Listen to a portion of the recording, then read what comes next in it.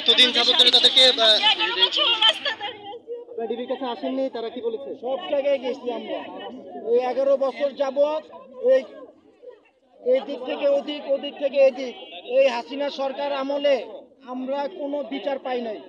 এখন আমরা সবার কাছে এই বিচার দাবি করতেছি। আপা, আপনার বাচ্চার এখন কি অবস্থা? অসুস্থ বাচ্চা, আমি অসুস্থ হয়ে যেতেছে, কথা বলে না, গিয়ে শুধু আমি গেলে শুধু আমার মুখের দিকে তাকা থাকি। কোনো সোর্স পেয়েছেন কিনা পাওয়ার বা খুঁজে পাওয়ার? কিছু কোনো খোঁজ পাই নাই। আমরা শুধু আপনাদের কাছে অনুরোধ, আপনারা আমাদের একটু সাহায্য করেন। এর আগে আপনি ডিবি অফিসে এসেছিলেন কিনা এবং তারা কি বলেছিল? 11 বছর আগে আসছে, এখান থেকে চলে দিয়েছে। 11 বছর আগে আসছে এবং একটা বিচার ফোনগুলো সামনে ধরেন। আপনি একটু বিস্তারিত বলে যান, অনেকগুলো মিডিয়া আছে, বলেন বিস্তারিত বলে যান।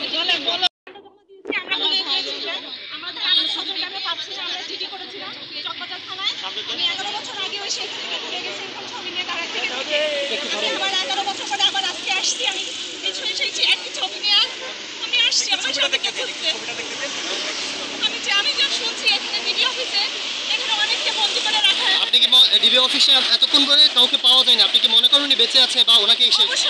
অবশ্যই বেঁচে আছে, কারণ আমরা কালকেও দেখেছি যে আরমান স্যার বের হয়েছেন। আমরা জানি যে যেহেতু তখন 16 সালের থেকে তারা বেঁচে আছে, তো অবশ্যই আমার স্বামীও বেঁচে আছে।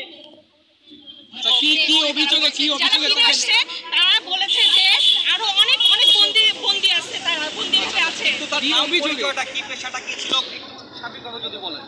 আমার স্বামী ছিল ছাত্র দলের ওয়ার্ড সভাপতি। আচ্ছা আচ্ছা। তখন রাজ্যের 13 নির্বাচনের আগে তাকে ঢাকা কেন্দ্রীয় কারাগারের সামনে থেকে সাদা পোশাকধারীরা গুম করে নিয়ে আসে। আমি 11 বছর ধরে